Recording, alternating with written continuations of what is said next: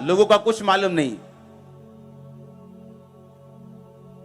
10-10 pastors को सुनते हैं और रिजल्ट नहीं। आप सेम प्रॉब्लम 10 डॉक्टर के पास जाके पूछेंगे, वो 10 तरह के अलग अलग चीजें आपको बताएगा और आप सोचोगे कि आपकी लाइफ में जो प्रॉब्लम है ना, ये सबसे भारी है। प्रॉब्लम ये है आप कंफ्यूज हो। हालेलुया, आप कंफ्यूज हो।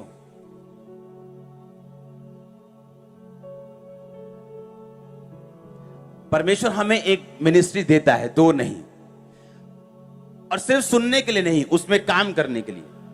जब हम उस दर्शन में काम करने लगते हैं, जैसे इस दर्शन में अगर आप काम करेंगे, आप यहां सिर्फ काम नहीं कर रहे, आप सिर्फ बो नहीं रहे, आप किसी ना किसी ब्रांच को बना रहे हो, कहीं ना कहीं रूह को बचा रहे हो, कहीं ना कहीं कोई पोस्टर, कोई फ्लेक्स देखकर आपकी वजह से बच रहा है, कहीं ना कहीं परमेश्वर की बात हो रही। जो भी चर्च नहीं आता, अभी भी परमेश्वर उससे बात कर रहा है आपकी वजह से। आप मेरी बात समझो ध्यान से। और जब आप एक ऐसे दर्शन में मिल जाते हैं, पौलुस कहता है कि जो लोग उसके दर्शन में उसके साथ थे, मकसद ये नहीं कि मेरी मिनिस्ट्री जो यहां पे होता है कहीं नहीं होता, ये सारी घमंड की बातें हैं। सुनो मेरी बात, एक विजन किस लिए कि मुझे मालूम है कि ये दर्शन है और मुझे उस दर्शन में शामिल होना है, और जब आप शामिल होते हैं वो ब्लेसिंग के हकदार बनते हैं। आप समझ रहे हैं? उस दर्शन में पौलुस ने कहा, अब मेरा परमेश्वर तुम्हारी हर एक घटी को महिमा सहित मसीह यीशु में पूरा करेगा। किन लोगों को? जिन्होंने पौलुस का साथ दिया था सुसमाचार को फैलाने के लिए, क्योंकि वो पौलुस के दर्शन में सहभागी हुए। पौलुस ने कहा, परमेश्वर तुम्हारी घटी को पूरा करेगा, क्योंकि तुमने मेरे विजन को, जो प्रभु ने मुझे दिया है, उसको साथ लेके जाने में मेरी सहायता की है। अब पौलुस की सहायता नहीं की, विजन की है। पौलुस जो था वो टेंट सीता था, वो अपना खर्चा कलीसिया से नहीं चलाता था। मैं आपसे तनख्वाह नहीं लेता हूं, चर्च मुझे तनख्वाह नहीं देती, मेरी वाइफ को तनख्वाह नहीं देती। मेरा प्रिंटिंग प्रेस है जहां से मेरा खर्चा निकलता है। जो आप बोल रहे हो वो किंगडम में जाता है, उसको 20 लोग गिनते हैं, 10 लोग बैंक भेजते हैं, 25-30 लोग खर्चने वाले हैं, 40 लोग चेक करने वाले हैं। यहां वो नहीं है कि आया थोड़ा इधर कर दिया, इधर इधर मुड़ के रेट पे आना बदला, तू ले जा यार, तू ले जा यार, पाँच जा फटाफट। ऐसा कुछ नहीं यहां पे। आता, एक एक रुपया गिनता, बैंक में जाता, पक्के में खर्चा होता है, चेक साइन करता हूं मैं, चेक करके एवरीथिंग कंट्रोल में। अब होता क्या है, जब आप राइट विजन में जुड़ जाते हैं और परमेश्वर का काम होना शुरू होता है, परमेश्वर देखता है कि मेरा काम किसकी वजह से हो रहा है, ये रूह बची किसकी वजह से बची। एक बंदा आया चर्च में, कहता मैं सुसाइड करने जा रहा था और मैंने आपका पोस्टर देखा। ऐसे कहीं गली नुक्कड़ में पी के पड़ा था और वहां पोस्टर लगा हुआ था। उसने कहा मैंने पोस्टर देखा कि ये क्या है, चलो चल के देखते हैं। 10 साल पहले की बात है, 8 साल 9 साल पहले की। चलो देखते हैं क्या है, मरना तो है ही। चर्च में आया, लाइफ चेंज हुई, नशा छोड़ा, आज अपने काम में बिजी है। कहां मरने वाला था? अब वो पोस्टर मैंने नहीं लगाया, मैंने आपको बोला, लगाया आपने। वो पैसा किसने दिया? कलीसिया ने। लगाया किसने? कलीसिया ने। तो परमेश्वर क्या देखता है कि मैं अपना रोल पूरा कर रहा हूं, हां, आप पूरा कर रहे हैं, हां, ब्लेसिंग मिलती है।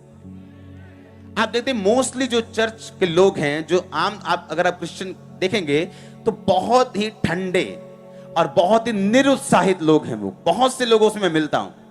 पता है क्यों? ना तो उनकी मिनिस्ट्री उज्जवल है जहां वो जाते हैं, ना तो वो बोझ डालते हैं कि प्रभु का काम करो, पवित्रता में रहना है, प्रेयर में रहना है, फास्टिंग में रहो, प्रेयर में करो, ये करो, वो करो। ना तो वो बोझ डालते हैं और ना वो बोझ लेते हैं। और जब तक आप परमेश्वर का बोझ नहीं लेते, आप चक्करों में फंसे रहते हैं। आप उनसे मिलके देखो, अन्य जातियों से ज्यादा प्रॉब्लम्स उनको हैं। और इसीलिए जब वो अपने काम में जाते हैं, उनके भी वही प्रॉब्लम है, जो उनका साथी है उनकी उससे ज्यादा है, इनकी उनसे ज्यादा है। तो परमेश्वर का तो नाम कहीं ले ही नहीं सकते तुम। क्या बोलोगे कि परमेश्वर ने हमारी लाइफ में क्या किया? तो प्रभु करेगा जब आप उस पे डिमांड करेंगे, जब आप परमेश्वर के राज्य में चलना शुरू होंगे, जब आपको समझ आनी शुरू होगी कि मेरा असली मकसद रूहों को बचाना और मिनिस्ट्री को सपोर्ट करना और विजन को सपोर्ट करना है और आत्मिक रीति से चलना है, तो सारी ब्लेसिंग मेरे पीछे पड़ के मुझे मिलेगी। आमीन। आपको अपना जो दिमाग है वो किंगडम माइंडेड राज्य के बारे में सोचना है परमेश्वर के। आपकी चारों दिशाओं में चारों चीजें, वो फाइनेंस, वो फैमिली, वो सेहत, स्पिरिचुअल लाइफ ब्लेस होंगे, ब्लेस होंगे, ब्लेस होंगे।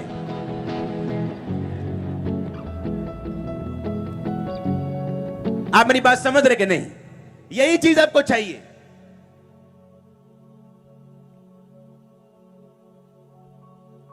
आप परमेश्वर के लिए एक्साइटेड हैं तो परमेश्वर आपके लिए एक्साइटेड है। आप परमेश्वर के लिए ठीक ठीक हैं तो वो भी आपके लिए ठीक ठीक है। आप उसके लिए ठंडे हैं तो वो भी आपके लिए ठंडा है। उसने कहा मैंने सोचा तू कठोर है तो मैंने अपना एक सिक्का लिया, उसे मिट्टी में छुपा दिया, ये ले अपना एक सिक्का। परमेश्वर ने कहा अगर तू मुझे कठोर समझता है तो मैं क्या हूं, अब इसको उठाओ और नरक में डाल दो।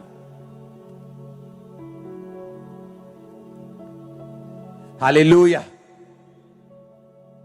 ओ मुझसे गलती ना हो जाए, ओ मुझसे, मैं नहीं काम, मुझसे गलती ना हो।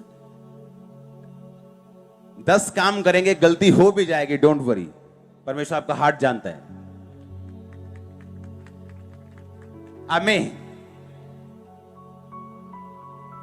बैल के ना होने से गौशाला निर्मल रहती है, पर बैल के बल से अनाज की बढ़ती होती है। कुछ करना ही नहीं तो प्रॉब्लम ही नहीं है, कोई विरोध नहीं, सब आपको भाई भाई कह के पुकारेंगे, कोई किसी का विरोध नहीं करेगा, कोई किसी को बुरा नहीं करेगा। आप शैतान के 10 जूतियां लगाओगे तो विरोध होगा, आप उसको भगाओगे तो वो बाहर जाके अपनी नाराजगी शो तो करेगा ही। हालेलुया। अफ्रीका में लोग ब्लेस क्यों होते जल्दी जल्दी? वहां क्रिश्चियनिटी क्यों 90% लोग वहां पे देश क्रिश्चियन है, क्यों?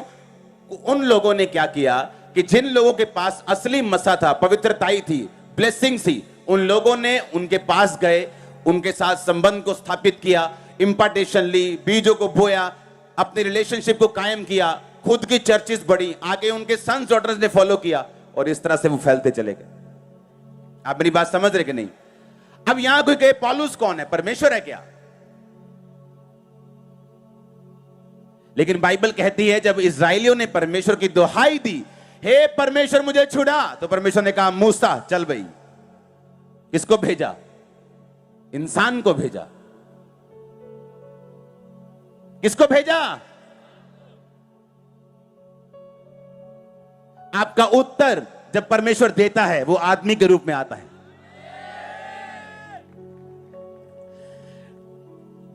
गिनती 11 उसकी 16-17 आयत पढ़ेंगे। यहोवा ने मूसा से कहा इजरायली पुरनियों में से 70 ऐसे पुरुष मेरे पास इकट्ठा कर जिनको तू जानता है कि वो प्रजा के पुरनिय और उनके सरदार हैं, और मिलाप वाले तंबू के पास ले आ कि वो तेरे साथ यहां खड़े हों। तब मैं उतर कर तुझसे यहां बातें करूंगा और जो आत्मा मूसा तुझ में है उसमें से कुछ लेकर उनमें डाल दूंगा कि वे उन लोगों का भार तेरे संग उठाए रहेंगे और तुझे उसको अकेले उठाना ना पड़ेगा। 25 आयत को पढ़ेंगे इसके बाद।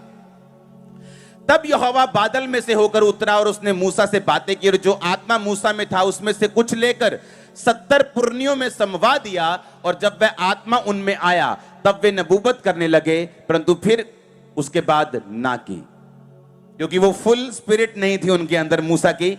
लेकिन कुछ अंश मूसा का परमेश्वर ने लेके उन लोगों में क्या कर दिया? डाल दिया, ताकि वो मूसा के साथ मूसा के जैसे काम कर सके और मूसा के भार को क्या कर सके? उठा सके। ये शुरू से चलता आ रहा है, ये नया नियम में नहीं है या सिर्फ पुराने नियम में, शुरू से चलता आ रहा है। परमेश्वर ने अपने लोगों को यूज किया इंपार्ट करने के लिए।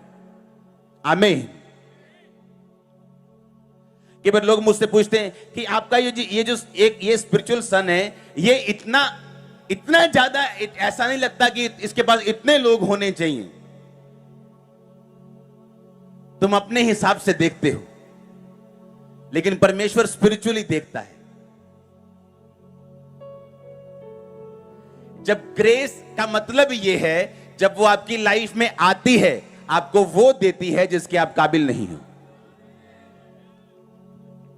बोलो अपने पड़ोसी को, ग्रेस का मतलब, अनुग्रह का मतलब कि जिस चीज के तुम काबिल नहीं, उससे अधिक तुम पाते हो। तुम पाओगे चर्च, तुम्हारा परिवार पाएगा, तुम्हारे पिताजी तुम्हारी माताजी पाएंगे, तुम्हारा फाइनेंस पाएगा। मुझे आमीन होना चाहिए। हालेलुया। इसका आत्मा यहां मौजूद है। मिरेकल्स होंगे आपकी लाइफ में, मिरेकल्स होंगे आपकी मिनिस्ट्री में, मैंने कहा फाइनेंस में, आपकी लाइफ में, परिवार में। हालेलुया।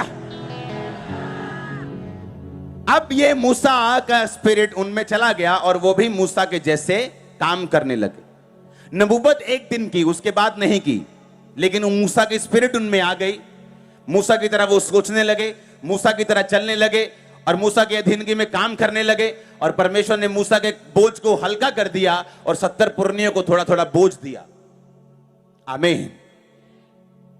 कई बार आप किसी सेवकाई में जब काम करते हैं, उनको समझाया जाता है कि बिल्कुल अपने मेंटर को फॉलो करो, अदरवाइज जब तक तुम्हारी सोच उसके जैसी नहीं है, तुम्हारा काम करने का तरीका उसके जैसा नहीं है, तुम्हारा मस्सा भी उनके जैसा नहीं होगा। ये राइट बात है। ये मैंने 10-10 साल लोगों को मिनिस्ट्री में काम करते देखा है, लेकिन अपने पास्टर से हट के चलते देखा है, और जो पास्टर की लाइफ में है उनकी लाइफ में बिल्कुल नहीं। हालेलुया। परमेश्वर ने कहा, मूसा मैं तेरी स्पिरिट से उनको टच करूंगा और जो तुझ में है उनमें थोड़ा थोड़ा दूंगा। और सेम पौलुस ने कहा कि जो कुछ मुझ में है मैं कुछ तुम्हारे अंदर इंपार्ट कर दूंगा ताकि तुम स्थिर हो जाओ। आमीन।